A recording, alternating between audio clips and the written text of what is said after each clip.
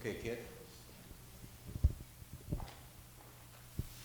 Good afternoon, guys. For the past year and a half, the elders and Pastor Seifert have been working on reviewing safety and security here at Beautiful Savior for our members, our guests, and visitors. And last September, I contacted Cobb County Police Department for assistance at going over those with us or providing any assistance they could on providing a safety and security enhancements here. They eagerly responded. Sergeant Tatro, right, assigned Officer Jag, who is standing beside me here. And in October, she visited with the elders, and we walked through the property, inside, outside, underside, and overside, and she offered suggestions, and we compiled a list. And we have accomplished about half of those items, and some of them are a little easier to implement than others, but we're on the right path. Officer Jag is a many-year veteran. I don't want to give away her age, but she does have a retirement countdown app on her phone.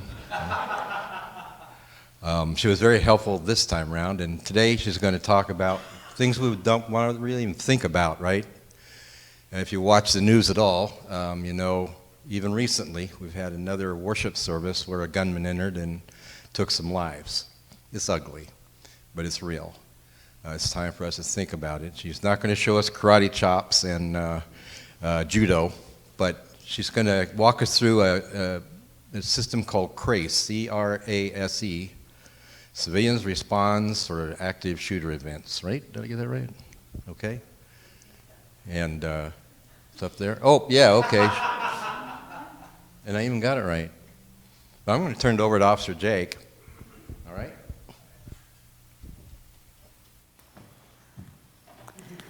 Okay, can everybody hear me okay? All right. So, okay. So, I am Officer Jag. I have been with the county for 20 years. I spent my first almost 6 years in 911, and then I came out onto the road and was a police officer, and graduated the academy in 2006. Went through the police academy at 37 years old. I don't recommend it, but yeah, I did that. So yeah, I'm not really shy about telling my age. So yeah, I've been out here patrolling in East Cobb area since 2006 until September of 2017 when the Community Affairs Unit was started. So I've been with the Community Affairs Unit since it started, and I am the community officer for Precinct 4 East Cobb area. So if you guys need anything, any problems in your neighborhood or things like that, you can email me.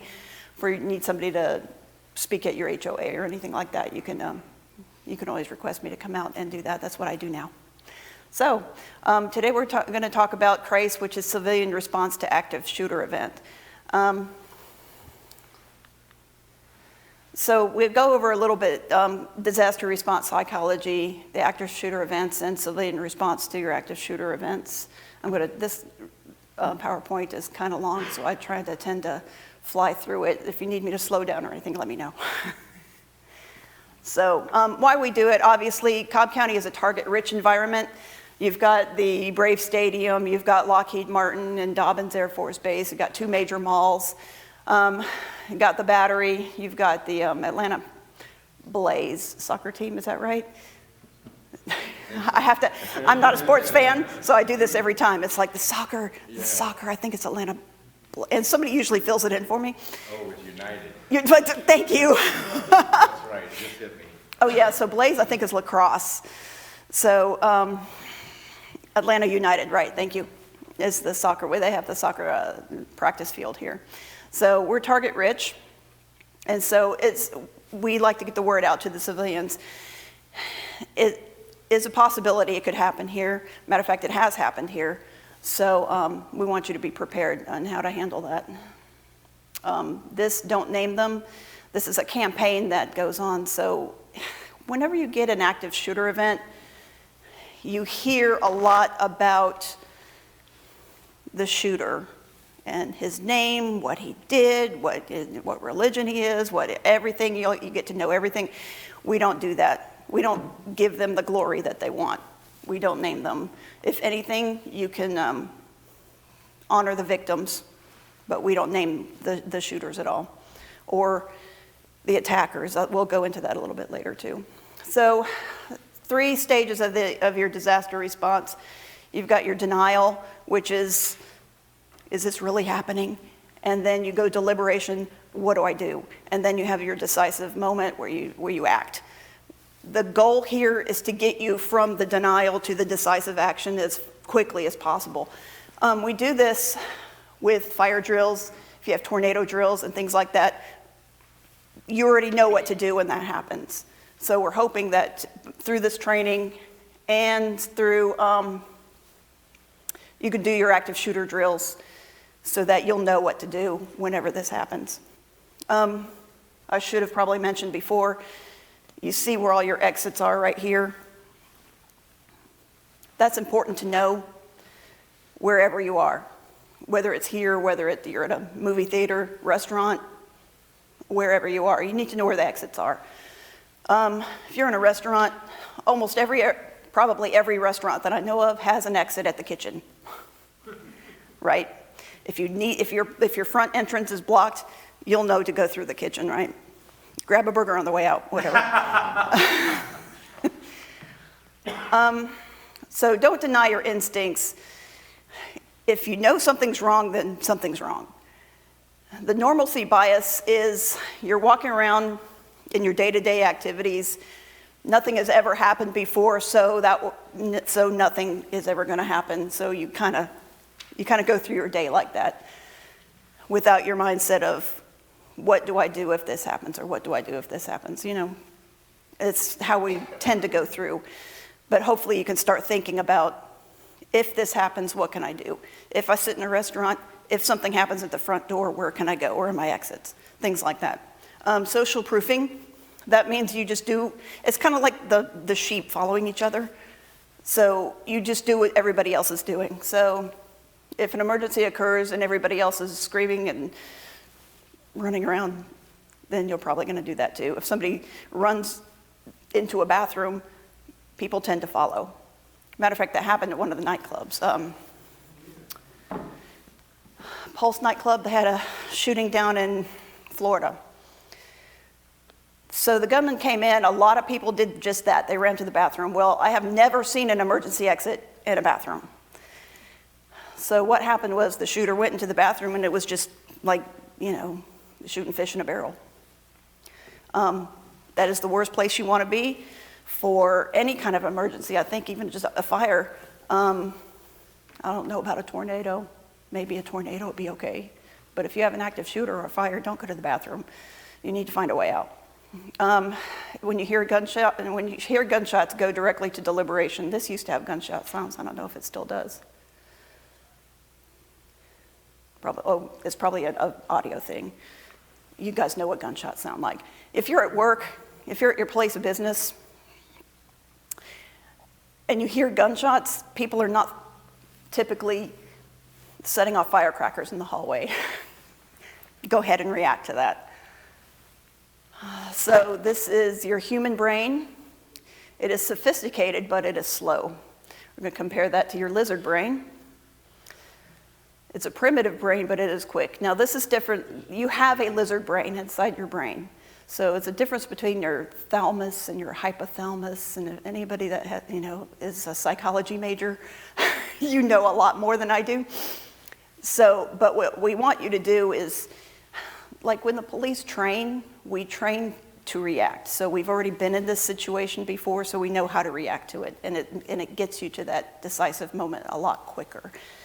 So this is something we want you to be able to think about and go ahead and think ahead. What am I going to do if? And get that lizard brain in action. I had a really good video for that, and I couldn't find it. And they must have taken the video down. But this was a news interview, and I think this was in Israel. So we had our cameraman and a reporter, and they were interviewing this lady. Her house had just been bombed, and then they were cleared to come back to the house. And she's like, "We're not leaving. We're not going to let these terrorists get the best of us. We're not leaving." So she's on and on and on talking for a few minutes, and the bomb sirens go off. the cameraman, the reporter, and the woman, they all just take off running for a shelter. They don't even think about it. They just take running. So that's a good, they've been through it before. They know what to do. It's a good indication of what your lizard brain, you just need to go.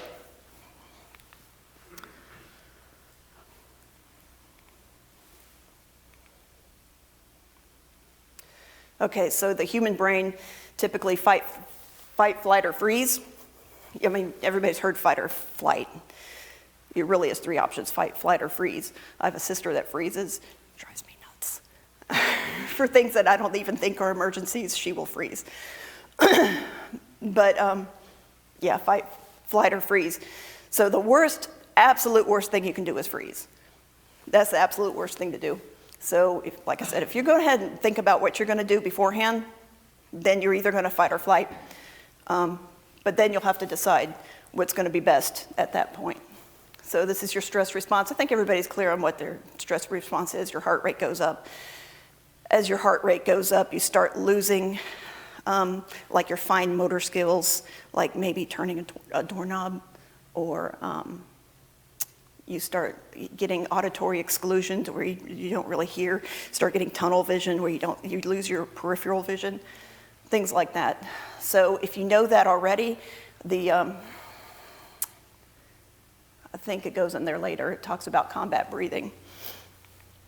This is Station Club fire. This one's a video. And I think we have to wait a minute. So I'll just go ahead and describe what's going on here.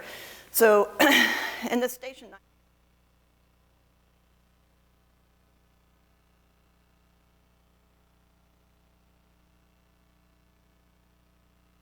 so you buy a Sorry, that's me. No, it's good. Yeah, whenever you're ready to play the video, okay, so caught the curtains on fire. Well, people don't react to it right away. But the guy with the camera right there, he's like, yeah, we need to get out of there. So he turns around and he puts the camera over his shoulder while he's walking backwards, so he's still filming, but he's going toward the door. And so it'll show about 30 seconds after that, a whole 30 seconds. And it doesn't sound like a long time, but when something's on fire, that's a long time. 30 seconds before the smoke alarms even went off. So, and then people all tried to crowd out the front door where they came in. And so that was detrimental to them. You can go ahead and play it.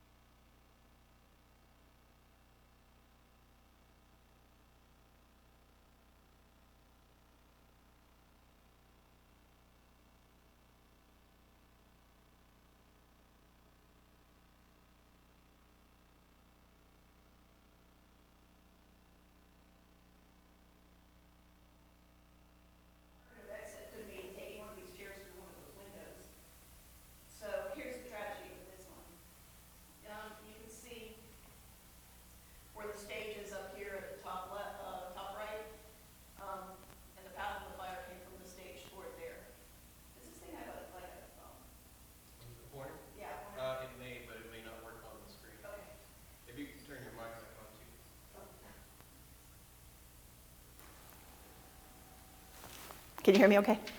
Okay, so we'll get up here. Okay, so you see the path of the fire here. This is the entrance hall. You see there's like a box right there, and this is your main door. Everybody in that facility try to crowd out this exit, this entrance here. Obviously, there's an exit right there. It's by the fire. You can't use that one. But there's an exit here at the main bar, and there's an exit here at the kitchen. Remember, every kitchen probably has an exit.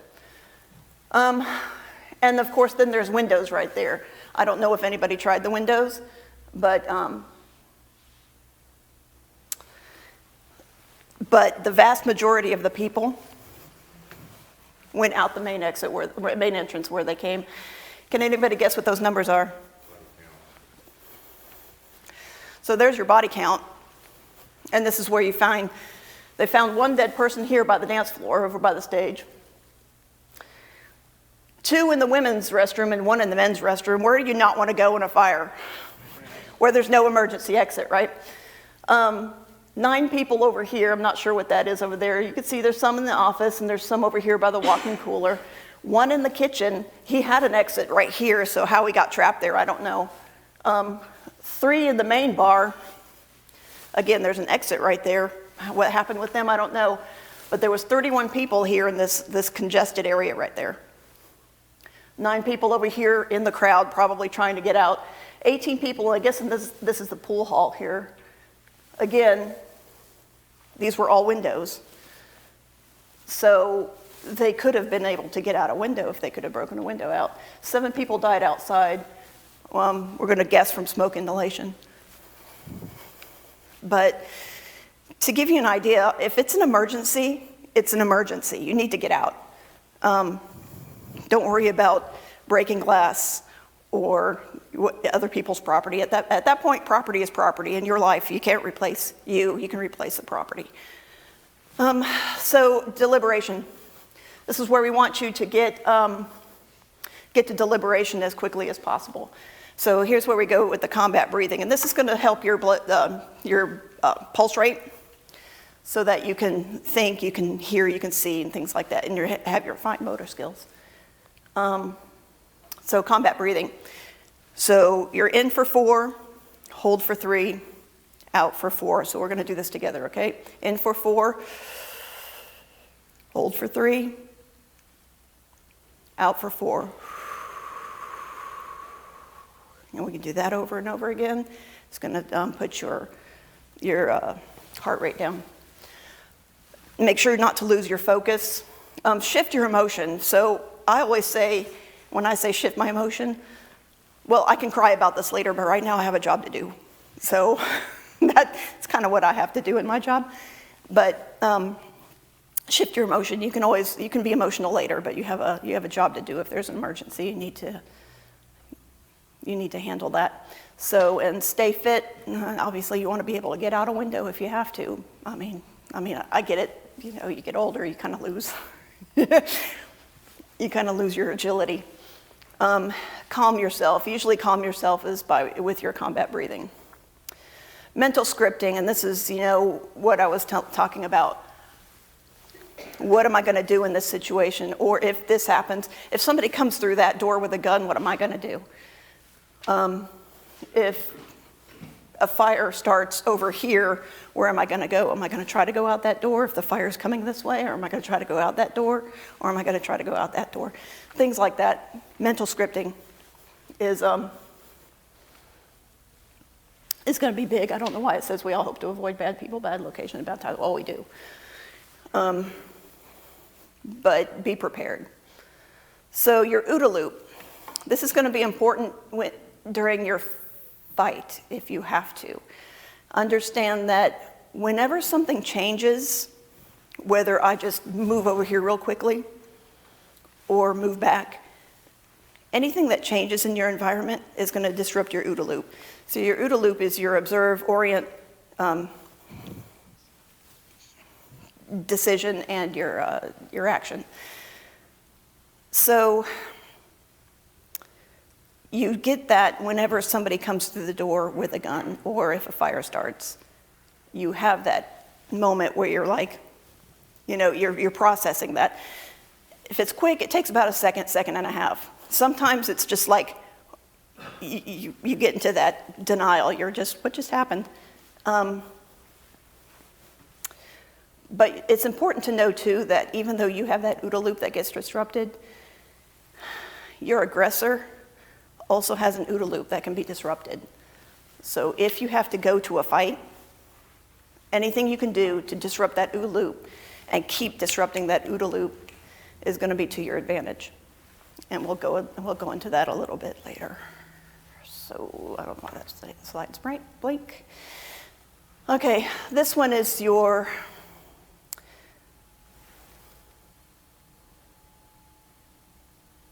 These are all the active shooter incidences that have occurred since 2000, and I think it goes through 2016. You don't hear about all of them.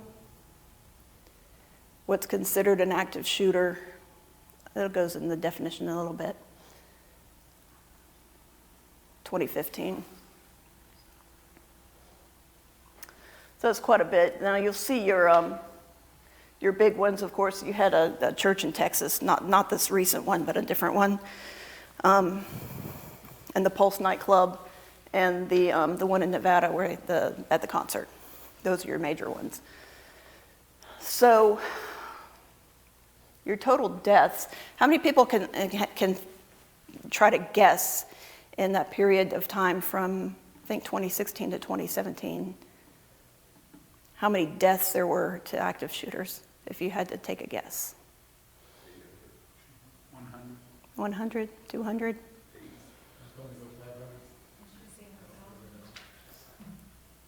So in that same time period, how many deaths do you think were on Georgia roads?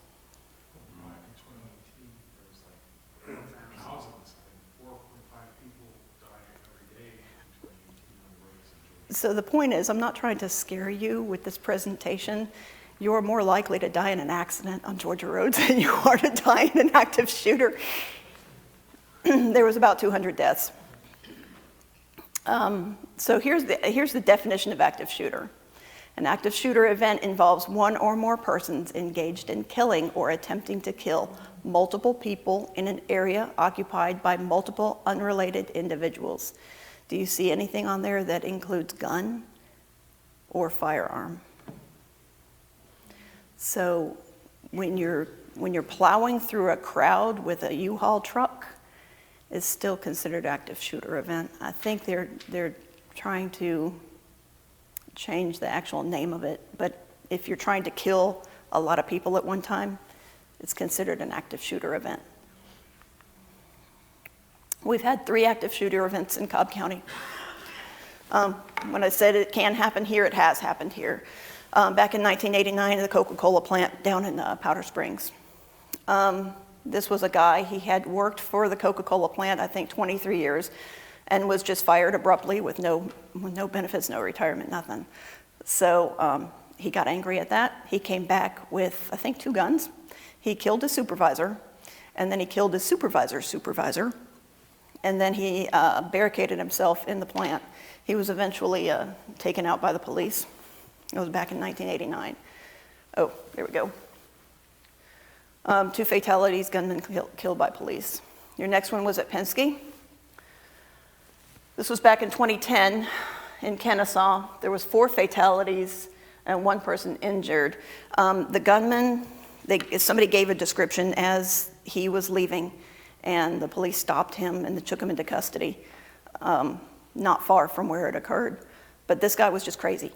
He had in his mind that he had invented Wi-Fi technology, and that Penske had stolen his idea and sold it to the government, and that Penske owed him millions and millions of dollars. And where he came up with this, I have no idea.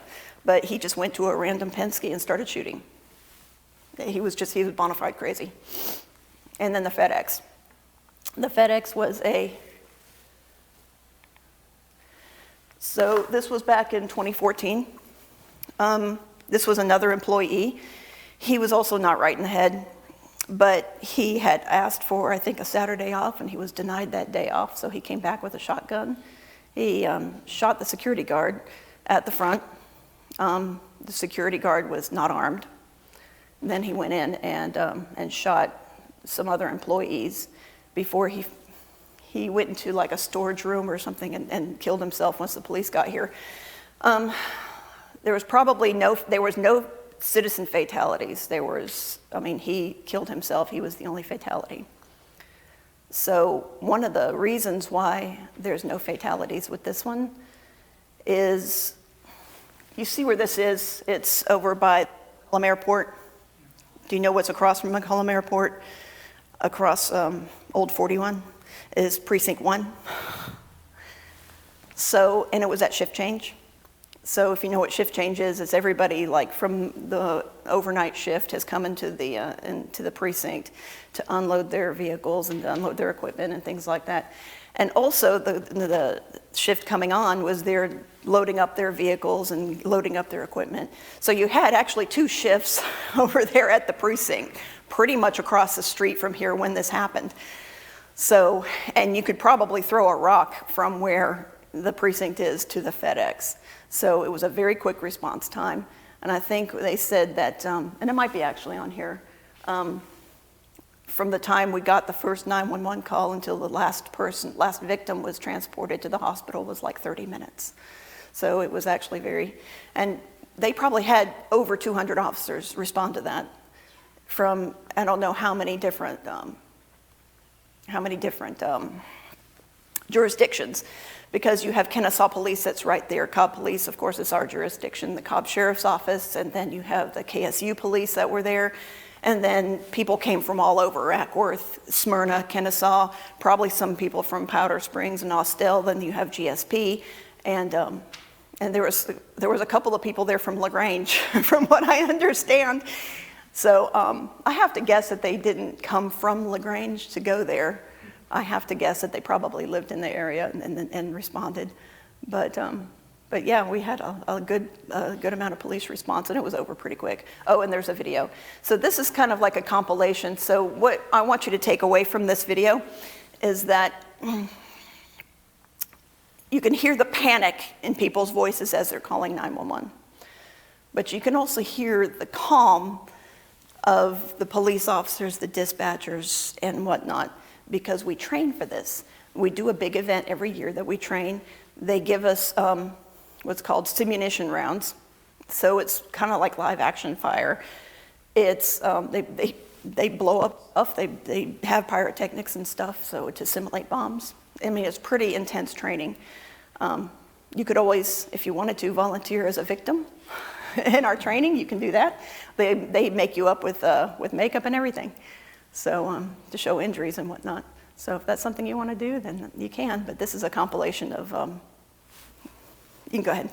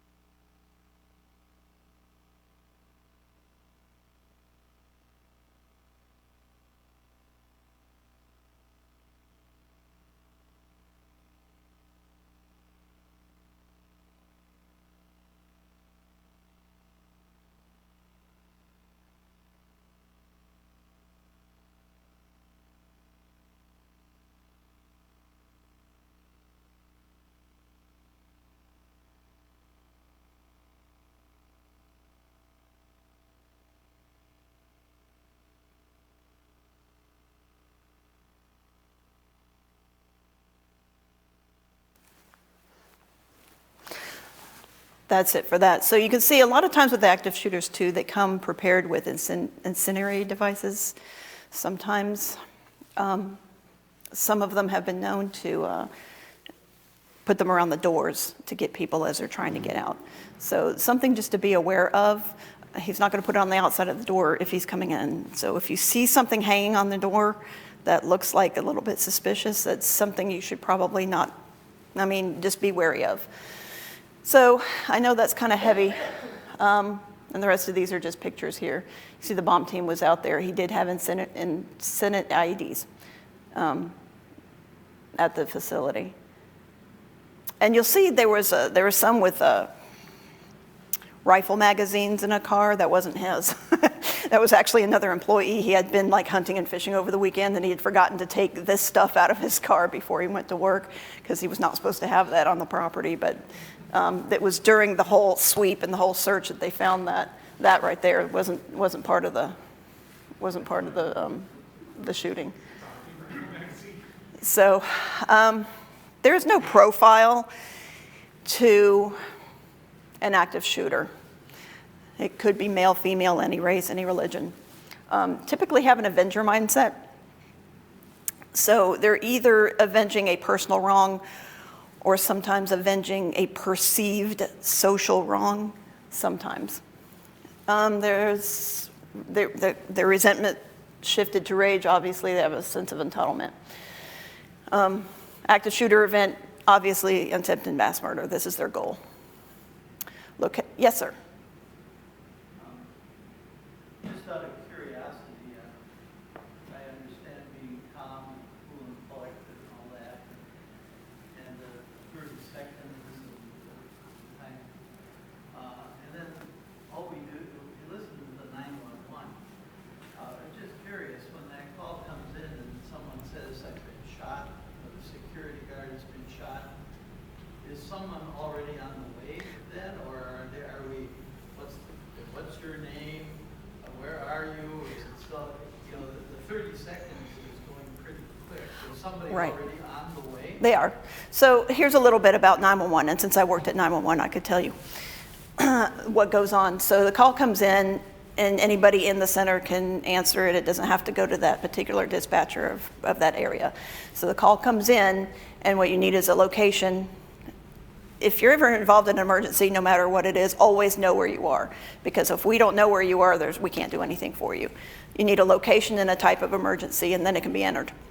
And then they have now they have a protocol, what was called EMD, which is Emergency Medical Dispatch for fire. They also have a similar situation for a program that you go through for the police. But they can enter a call for dispatch and still keep you on the line and get updates and get updates and get updates and update the call, so that while the responding officers and the responding paramedics are responding, they can get these updates. So that's a lot of people think that too. They get panicked when they're talking to 911 because, why are you asking me all these questions? Just get somebody here. Well, there's already somebody on the way. And like that lady, she was like, please help him, and the dispatcher had already told her, they're on the way, but you have that auditory exclusion, so she's not listening. There was another one that was, back when I worked in 911, another one of my colleagues had taken a call. It was a robbery, and somebody else had already called in the robbery before this guy did. He was the manager, and he was robbed at gunpoint. And he just kept saying, please hurry now, and they were saying, they're on the way. Matter of fact, there's an officer on the scene right now, and he was still saying, please hurry. Auditory exclusion. So when you get your blood pressure, I keep saying blood pressure, but your blood pressure is probably up too, but your heart rate gets up, then you start losing your hearing, you start losing your peripheral. Yes, sir. I don't know, do you want questions? Oh, it's okay, go ahead. You hear a lot of, today, for some of these mass shootings, stay in place. Well, shelter in place. So we'll go into that. So there's two ways to describe it. One is run, hide, fight, and the other one is avoid, deny, defend. Run, hide, fight, I like because it's easy. It's like stop, drop, roll. It's easy to remember. But the problem is that people have a problem with understanding the hide part, but we'll get into that. Your location of your attacks. People think it's at schools and churches a lot. It's actually in your places of business and your commerce that is the most. And then about half have a connection to the place and about half have no connection to the place. Your average police response time in Cobb County is about 3 minutes to an active shooter. This is good because the quicker we get there, the reduce the number of deaths, and it reduces the amount of target availability.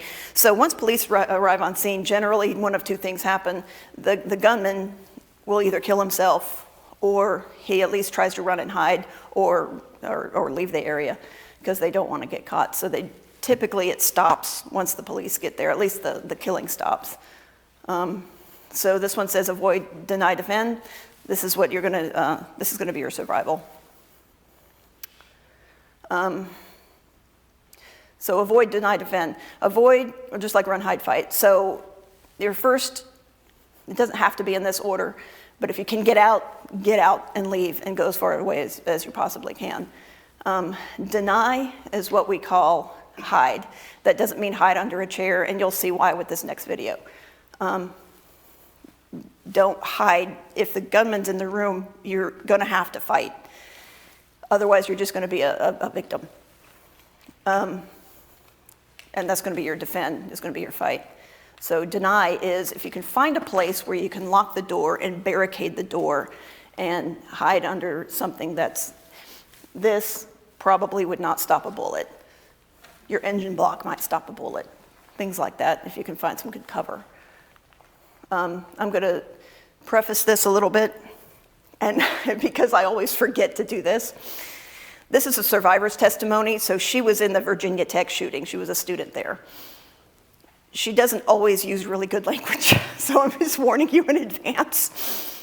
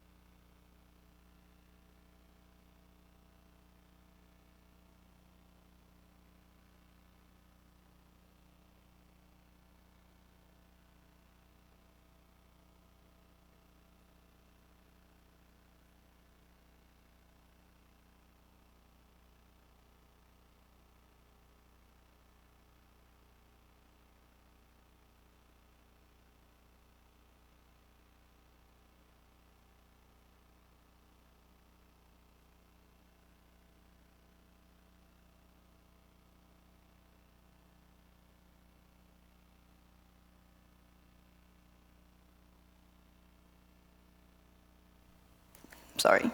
Can you hear me? Okay, so what she's describing here is that if you're black, you're dead, and if you're red, then you're critical, and if you're yellow, then you're going to live. It's non-critical injury.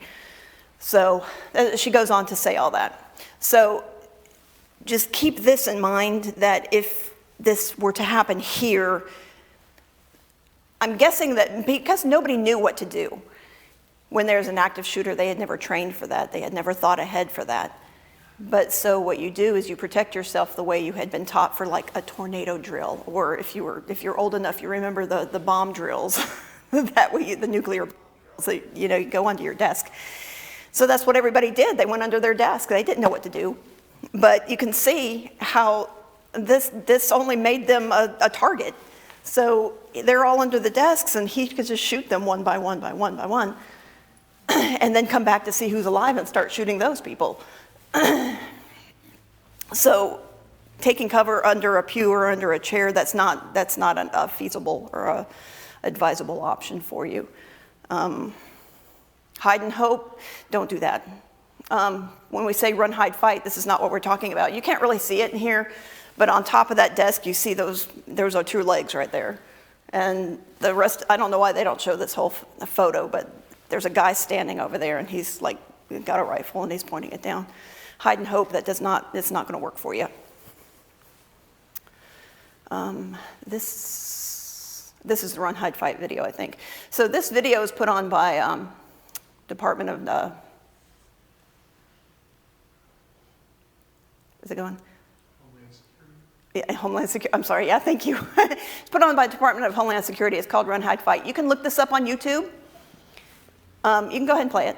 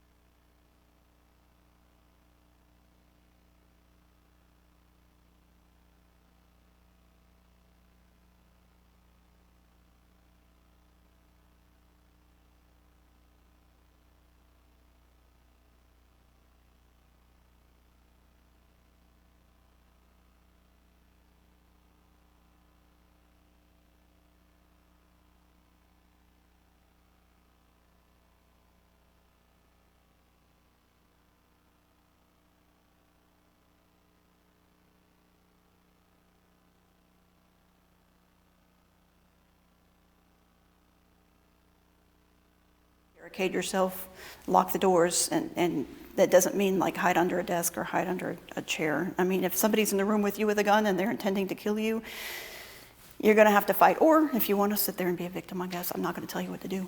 But if it's hide and hope, that doesn't work.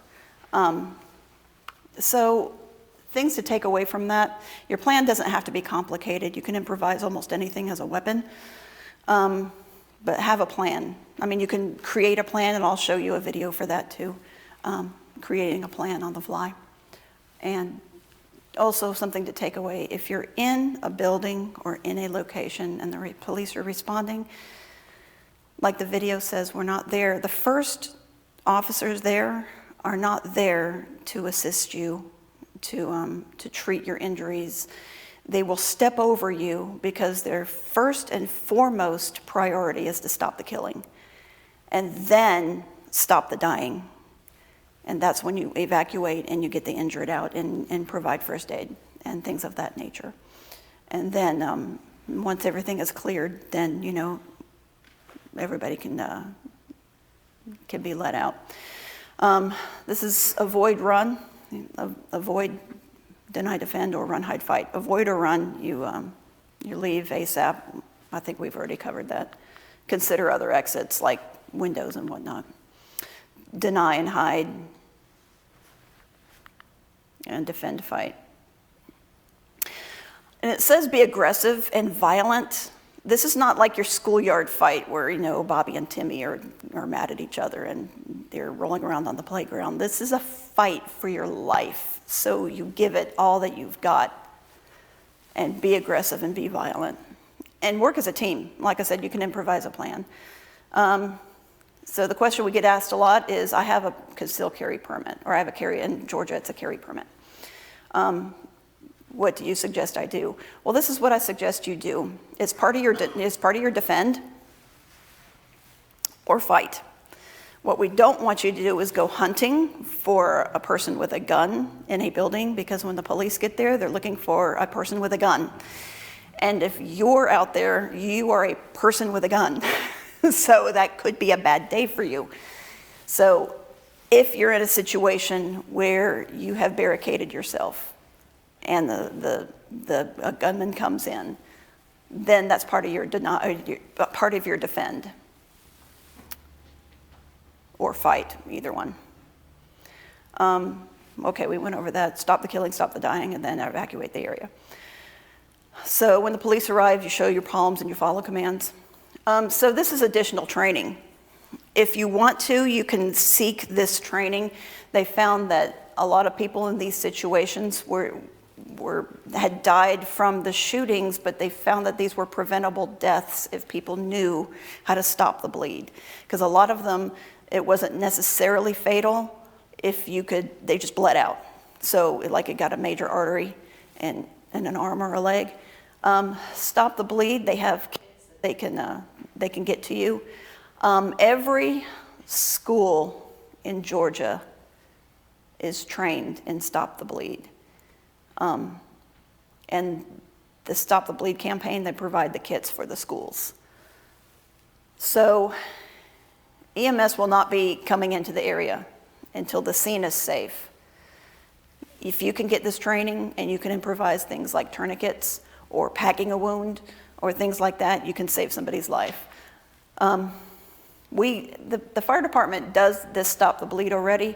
Our unit had taken the instructor course for this course, so if you want to have additional training for Stop the Bleed, we can make that happen for you. Planning, I think we went over this with you before. Having a football and the threat assessments, we've already done all that. Video equipment, we've covered all this too, I think. Yes, and we added most of that. Okay, good, thanks, appreciate that.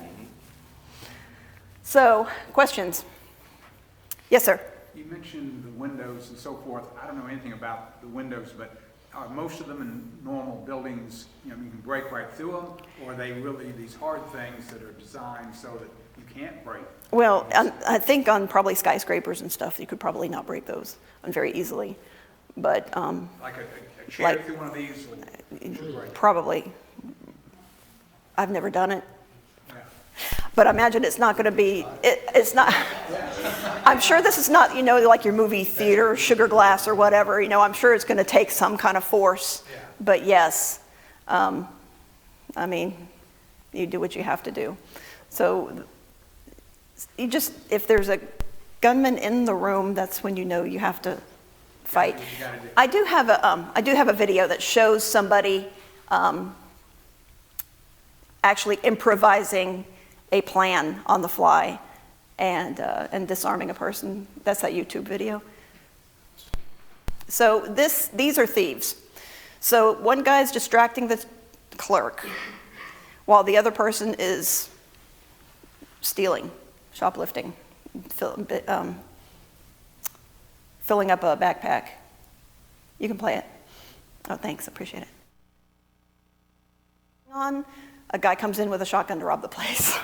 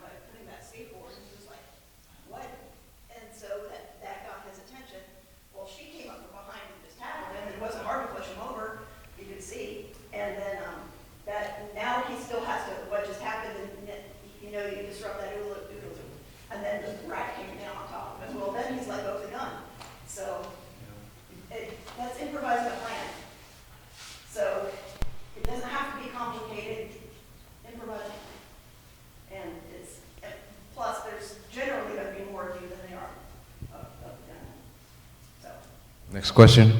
We're just trying to get your voice on the recording. That's why I'm sticking the microphone in your face. Jim? Oh.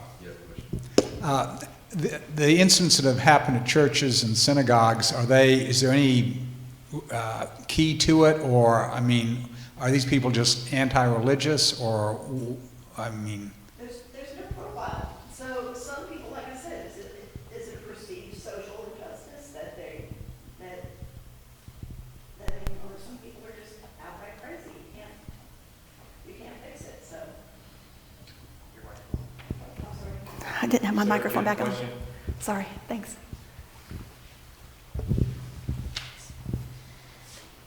Obviously, we have a lot of children here within the sanctuary and the Sunday schools rooms, and we would run, of course, if that was the best option. But do you have any additional or alternative information when children are part of the scene?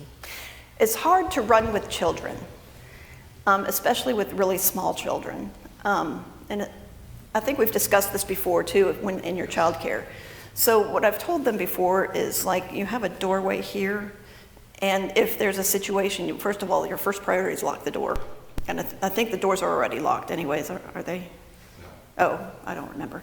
You can lock and barricade the door, but also to get to the children to what's called the hard corners. So you have like a doorway here and the hard corners are here. So when you walk into a room, what you see is like right here.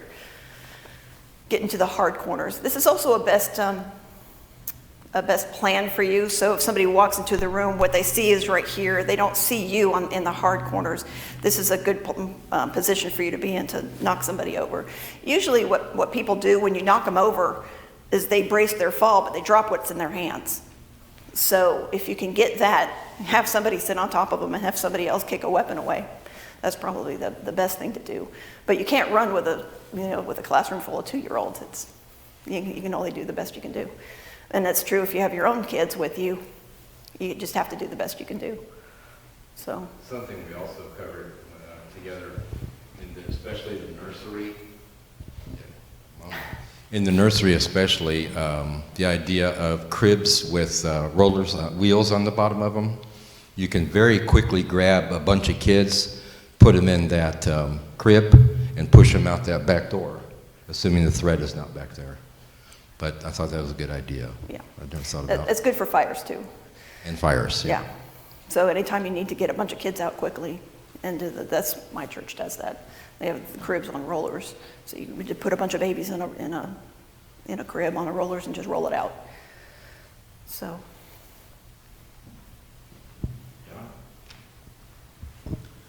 You were talking about an individual was going to defend himself with a gun while he was wherever, at social gathering or work or something like that. Where can you legally carry a gun, whether you have a permit or whether you don't have a permit? okay, so in Georgia, you can legally carry a gun as long as you're allowed to have a gun, which means like you're not a convicted felon and not a convicted like drug user. You can legally carry your gun without a permit in your home, on your property, your vehicle, and your place of business. You don't have to have a permit. If you're going to carry it on you in public, then you have to have a carry permit, and that applies whether it's open carry or concealed carry. I don't know why anybody would do open carry. I think that just invites trouble. But if that's what you want to do, you still have a permit. You still need a permit in Georgia. And then you can't carry it in, say, like large gatherings, like at a stadium or federal buildings. You can't carry in things like that. I'm sorry? Like a Walmart? No, you can carry in a Walmart if you have a permit. So, I mean, but like sporting events, kind of big gatherings like that. But going shopping, yeah, if you have a permit, you can get that. And in churches, I think it used to be you couldn't carry in churches. I think that law has changed to where whoever's in charge can now decide whether or not their congregation can carry. But the thing is with that, they can't just pick and choose who they can allow to carry and who not to. You're either going to allow people to carry or not. So, but at the same time, if you restrict, if it's a restricted area, those don't apply to people like judges and police officers and sheriffs and deputies and things like that. So if you have one of those, then you carry. So I hope that answers your question. So, anybody else? Yes, sir. Just a question, do they normally come in the front doors? I mean, again, I'm an usher once a month, no big deal, but I mean, that guy just walked right in the front door. Yeah. I mean, would you, if you're out there and all of a sudden you see somebody with a gun, lock the doors and start screaming to get the heck out? If you can, yeah. If you can. I mean, if you're at the door and you see a threat in the parking lot, then yes, deny, that's deny, lock the door. So, yeah, I mean, and call 911 and, Yeah. well, as long as you're not pushing women and children out of the way to run, I mean, I mean, Any other questions? No, I want to conclude with thanking Officer Jake for this visit and the previous visit for physical planning, and for you and fellow first responders. We pray your protection and our great appreciation for running toward the gunfire while we're trying to escape, right? Okay, can we give Officer Jake a big applause? Thanks a lot. Did you get your letters of thanks from us before? I did. Okay. Thank you so much. I appreciate that. You're welcome. And we'll have this available on video now. Thanks, Kit, for all that technical stuff. He's the real hero over there.